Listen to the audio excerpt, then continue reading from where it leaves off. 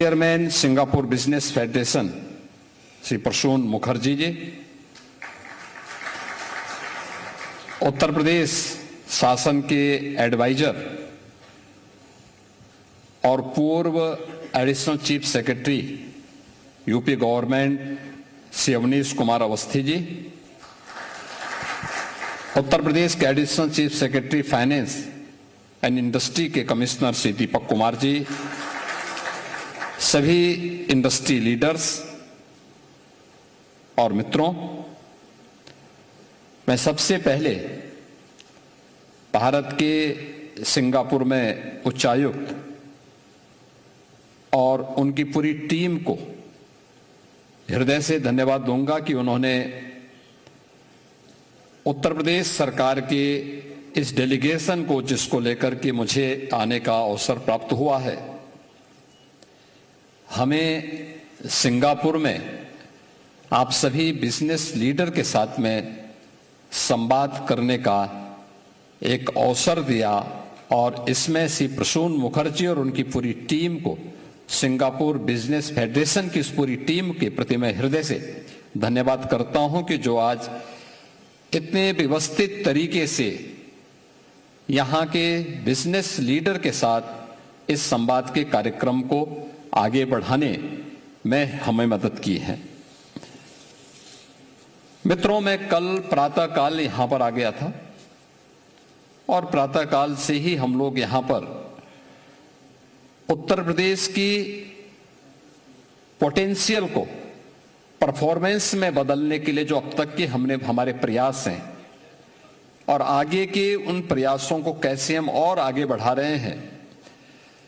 इन सभी मुद्दों को लेकर के यहां के बिजनेस लीडर्स के साथ हमारी अलग अलग चरणों में बातचीत हुई। यहां के पॉलिटिकल लीडरशिप से भी मेरे संवाद के कार्यक्रम हुए। यहां के माननीय राष्ट्रपति जी से, यहां के माननीय प्रधानमंत्री जी से, यहां के हमारे डिप्टी प्राइम मिनिस्टर, यहां के इंडस्ट्री मिनिस्टर, यहां के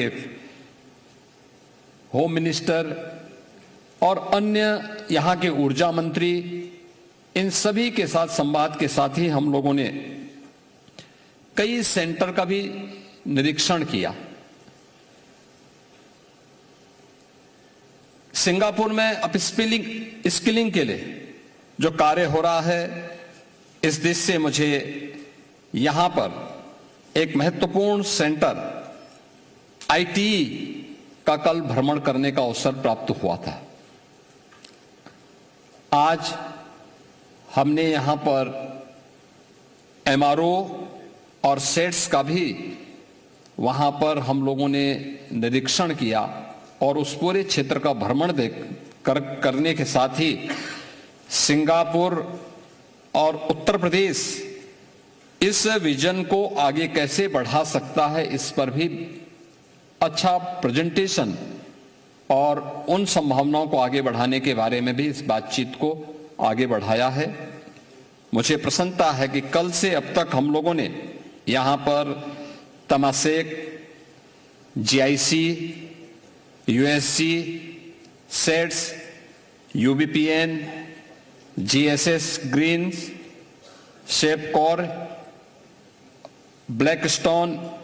इत्यादि संस्थाओं के चेयरमैन एंड सीईओज के साथ हमारी बड़ी सार्थक चर्चा हुई है और अन्य बिजनेस लीडर के साथ भी अलग अलग चरणों में हमारी यहां पर बातचीत हुई। ये कल से लेकर के अब तक के इस बिजी शेड्यूल के बीच ये हमारे कार्यक्रम का एक महत्वपूर्ण पड़ाव है, जब पूरे सिंगापुर के आप सभी इंडस्ट्री लीडर्स के साथ में मुझे और मेरी टीम को संवाद करने का एक अवसर प्राप्त हो रहा है। आपने भारत की प्रगति को पिछले 10-11 वर्षों में एक नई आयाम को छूते हुए देखा होगा। प्रधानमंत्री मोदी जी के नेतृत्व में नया भारत आज दुनिया की एक बड़ी अर्थव्यवस्था के रूप में अपने आप को स्थापित करने की ओर अग्रसर हुआ है। और इस वित्तीय वर्ष के अंत में जो नेक्स्ट हमारा फाइनेंशियल ईयर है, इस फाइनेंशियल ईयर में भारत दुनिया की तीसरी बड़ी अर्थव्यवस्था के रूप में अपने आप को स्थापित करने में सफल हो जाएगा। आज जो भारत की प्रत्येक क्षेत्र में जो भी प्रगति देखने को मिल रही है, इस प्रगति के जो शिल्पी हैं और नए भारत और आधुनिक भारत के जो शिल्पी हैं, वो हमारे देश के यशस्वी प्रधानमंत्री श्री नरेंद्र मोदी जी हैं। और उन्हीं के विजन को हम लोगों ने यूपी के अंदर प्रभावी ढंग से लागू करने के लिए जो कार्य प्रारंभ किए हैं, हमारे इंडस्ट्री कमिश्नर ने आपके सामने यहां पे एक प्रेजेंटेशन आप सबके सामने प्रस्तुत भी किया। यहां के कुछ इंडस्ट्री लीडर्स ने भी उत्तर प्रदेश की प्रगति के बारे में आपके सामने और हमारे साथ जो अभी तक एमओयू हुए हैं, इन एमओयू के बारे में भी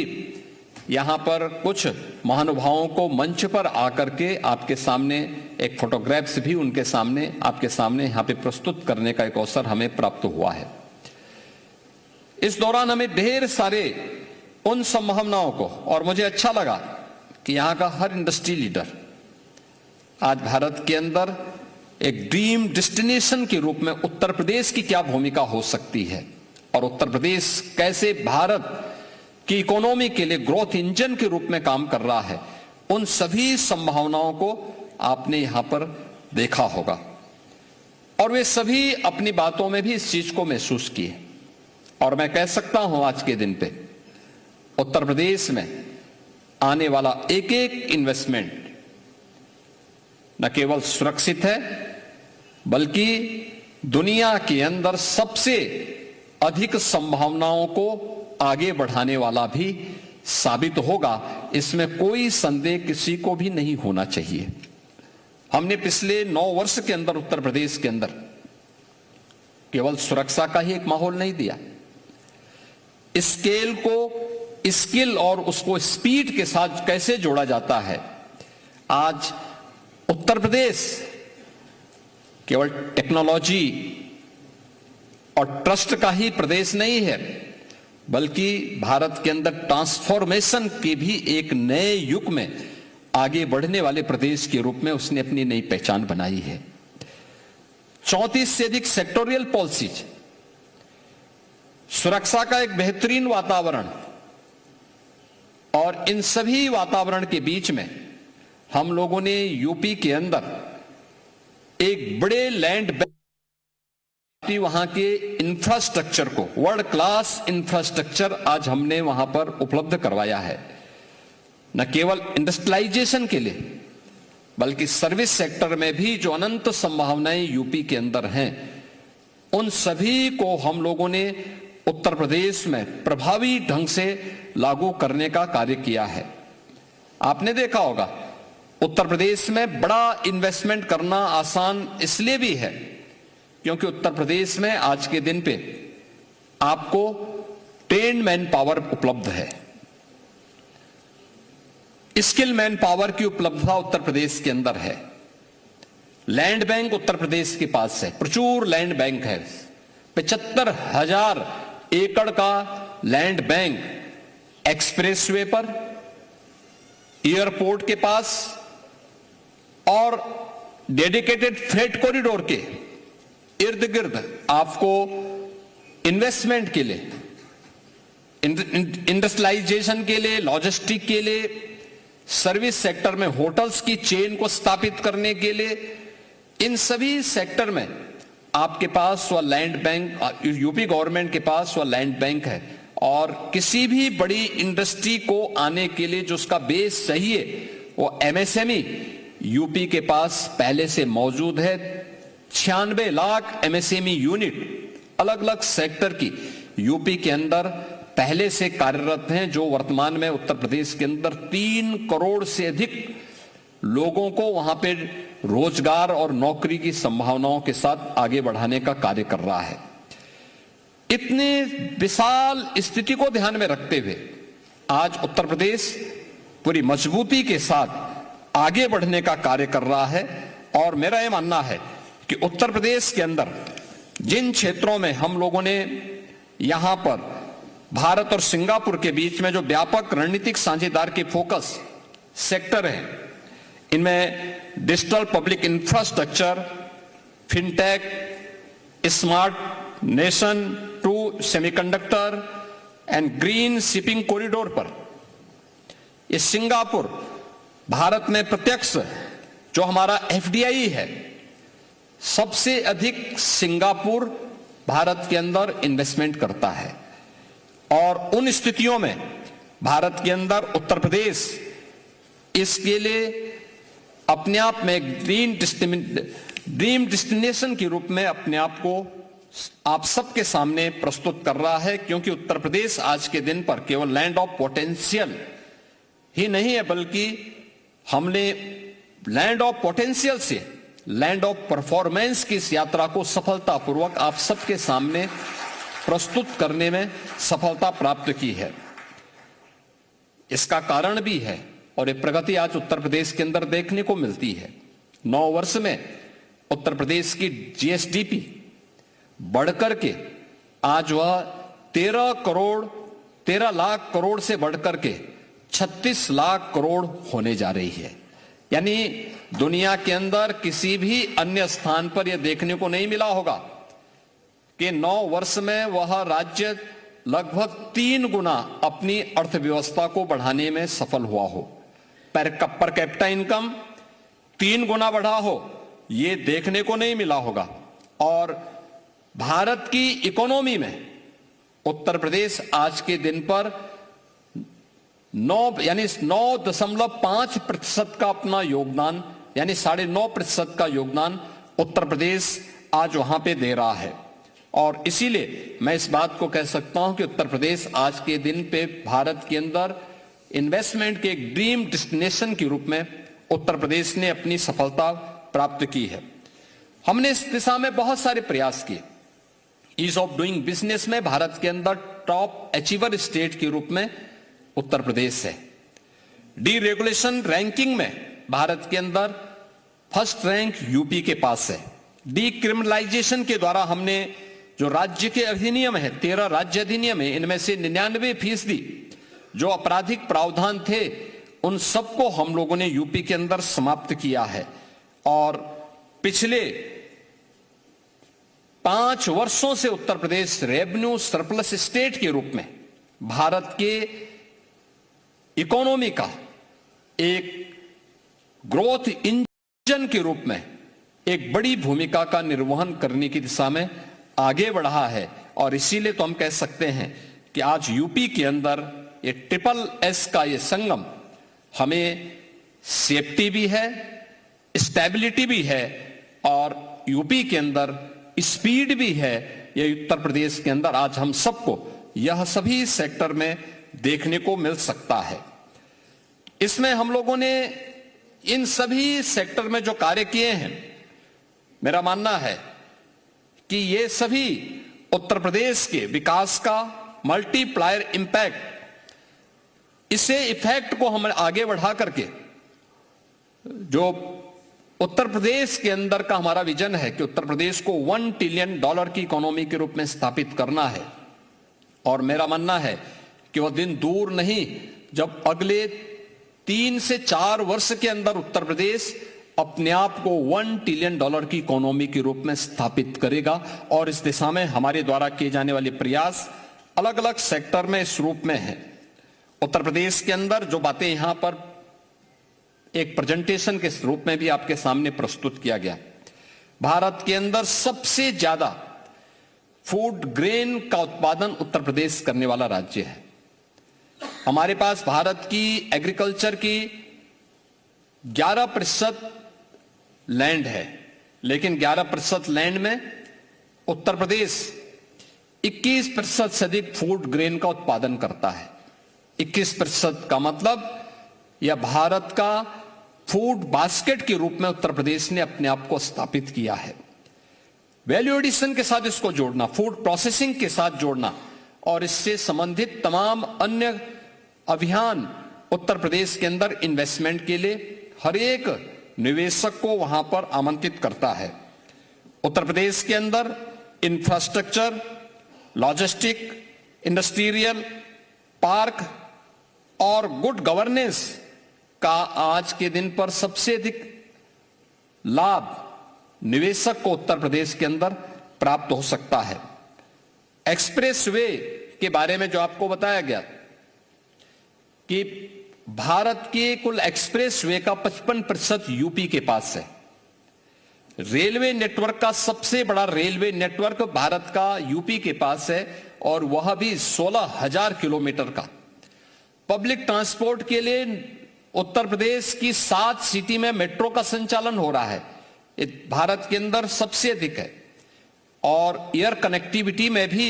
अकेले उत्तर प्रदेश के अंदर 16 डोमेस्टिक एयरपोर्ट और 4 इंटरनेशनल एयरपोर्ट हैं और 5वां इंटरनेशनल एयरपोर्ट जो भारत का सबसे बड़ा एयरपोर्ट आ रहा है वह नोएडा इंटरनेशनल एयरपोर्ट जेवर, अभी बहुत जल्दी हम उसे राष्ट्र को समर्पित करने वाले हैं। यह नोएडा इंटरनेशनल एयरपोर्ट में ही कार्गो और एमआरओ की सुविधा विकसित करने की दिशा से भी सिंगापुर के यहां पर आज हम लोगों ने उन सभी क्षेत्रों के अंदर दौरा भी किया। यह सच है कि उत्तर प्रदेश एक लैंडलॉक्ड स्टेट है, लेकिन हमारे पास इंफ्रास्ट्रक्चर, वर्ल्ड क्लास इंफ्रास्ट्रक्चर और कनेक्टिविटी की बेहतर स्थिति लैंडलॉक्ड के इस दर्द को दूर करता ही है। लेकिन प्रधानमंत्री जी के विजन ने भारत की सबसे अच्छी उर्वरा भूमि के साथ साथ सबसे अच्छा जल संसाधन भी उत्तर प्रदेश के अंदर है। जल संसाधन को, उन नदियों को हम लोगों ने वाटर वे के रूप में आगे बढ़ाने का काम किया और भारत का पहला वाटरवे वाराणसी टू हल्दिया के बीच में संचालित हो चुका है और इस पर हमारे मल्टी मॉडल ब्लेज की स्थापना करने की कार्रवाई तेजी के साथ आगे बढ़ी है। इसके साथ ही उत्तर प्रदेश ने अन्य क्षेत्रों में भी काफी अन्य कार्यों को किया है और उत्तर प्रदेश के अंदर पिछले 9 वर्ष की प्रोग्रेस का परिणाम क्या है। भारत के अंदर मोबाइल मैन्युफैक्चरिंग का 55% यूपी के अंदर मैन्युफैक्चर होता है। उत्तर प्रदेश के अंदर भारत के इलेक्ट्रॉनिक कंपोनेंट का 60% अकेले यूपी के अंदर मैन्युफैक्चर होता है और 96 लाख एमएसएमई यूनिट के साथ ही पिछले 9 वर्ष के अंदर जो इंडस्ट्री ग्रोथ यूपी के अंदर हुई है यह 14,000 से बढ़कर के आज के दिन पे 31,000 से अधिक इंडस्ट्रीज अकेले यूपी के अंदर स्थापित हुई है और ये यूपी इस दिशा में तेजी के साथ आगे बढ़ रहा है और यूपी इस दिशा में कार्य कर रहा है। यूपी जिन क्षेत्रों में अपने निवेशकों को सुविधा उपलब्ध करवा रहा है, सिंगल विंडो क्लियरेंस की सुविधा उत्तर प्रदेश ने वहां पर उपलब्ध करवाई है, जिसमें निवेश मित्र है, निवेश सारथी है और उद्यमी मित्र के माध्यम से इन्वेस्टमेंट, सफलतापूर्वक इन्वेस्टमेंट के बाद इंसेंटिव वितरण का कार्य ऑनलाइन डीबीटी के माध्यम से इन्वेस्टर के अकाउंट में पैसा सीधे चला जाता है, यह उपलब्ध हम लोगों ने वहां पे किया है। टाइम बाउंड क्लियरेंस की व्यवस्था, ट्रांसपेरेंट लैंड अलॉटमेंट की व्यवस्था, यह उत्तर प्रदेश के अंदर है। 34 से अधिक सेक्टोरल पॉलिसीज यूपी के पास हैं और उत्तर प्रदेश के अंदर हम लोगों ने इन सभी क्षेत्रों के साथ ही एफडीआई और एफडीआई फॉर्च्यून 500 के लिए भी अपनी एक डेडिकेटेड पॉलिसी उत्तर प्रदेश के अंदर हम लोगों ने उपलब्ध करवाई है। 75,000 एकड़ से अधिक हमारे पास लैंड बैंक उपलब्ध है और जितने हमारे जो एक्सप्रेस हाईवे हैं, एक्सप्रेस हाईवे पर भी हम लोगों ने 27 ऐसे इंडस्ट्रियल क्लस्टर डेवलप करने की कार्रवाई को आगे बढ़ाया है जो उत्तर प्रदेश की इन संभावनाओं को आगे बढ़ाता है। उत्तर प्रदेश के अंदर जो मैंने आपको कहा कि हमारी 56% आबादी वर्किंग फोर्स है। 25 करोड़ की आबादी के राज्य में 56% से अधिक की आबादी आपको हर एक सेक्टर में कार्य करने वाली चाहे वह इंडस्ट्री के फील्ड में हो या फिर अन्य कार्यों के लिए, वहां पर वह उत्तर प्रदेश के अंदर आपको स्किल मैन पावर उपलब्ध होगा। लेबर रिफॉर्म करने वाला, educational, health, skill development, MSME, ODOP, startup पहल, इन सभी में उत्तर प्रदेश की ये ताकत हम सबको आगे बढ़ा रही है। और इसी का परिणाम है कि उत्तर प्रदेश ने पिछले 9 वर्ष के अंदर अपना एक्सपोर्ट को लगभग 2.5 गुना से अधिक बढ़ाने में सफलता प्राप्त की है। और आज के दिन पर मैं इस बात के लिए भी आप सभी बिजनेस लीडर के साथ इस बारे में कहना चाहूंगा कि उत्तर प्रदेश के अंदर हम लोग जेवर एयरपोर्ट के पास एक सिंगापुर सिटी के लिए भी एक डेडिकेटेड प्लान को हम लोगों ने वहां पर प्रस्तुत किया है कि जो भी इन्वेस्टर आएगा सिंगापुर, अगर वह एनसीआर में आना चाहता तो सिंगापुर सिटी की एक संभावना उनके सामने रहेगी कि वह यहां पर इन्वेस्टमेंट को अपना आगे बढ़ा सकता है। और इसके लिए यमुना एक्सप्रेस वे, जिसके द्वारा नोएडा इंटरनेशनल एयरपोर्ट के कार्यक्रम को आगे बढ़ाया गया है, वहीं पर हम लोग अपने सिंगापुर सिटी के लिए भी लैंड की व्यवस्था वहां पर हम लोगों ने प्रस्तुत की है। मैं आज के इस अवसर पर एक बार फिर से सिंगापुर बिजनेस फेडरेशन से जुड़े हुए आप सभी बिजनेस लीडर्स को उत्तर प्रदेश के अंदर आमंत्रित करता हूं कि आप उत्तर प्रदेश में आइए। आपका निवेश वहां पर सुरक्षित होगा और सुरक्षित होने के साथ ही वहां पर आपकी उन संभावनाओं को, जिसके माध्यम से आप बिजनेस की अपनी संभावनाओं को आगे बढ़ाना चाहते हैं, तो आप भारत के अंदर एक सुरक्षित स्थान होगा और उसमें उत्तर प्रदेश अपने आप को आपके सामने प्रस्तुत करता है। मैं एक बार फिर से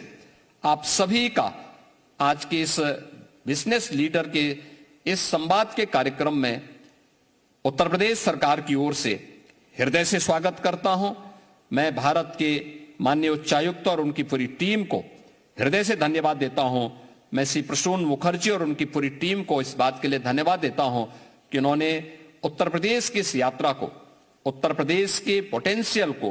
परफॉर्मेंस में बदलने के लिए अपने सकारात्मक योगदान के लिए मैं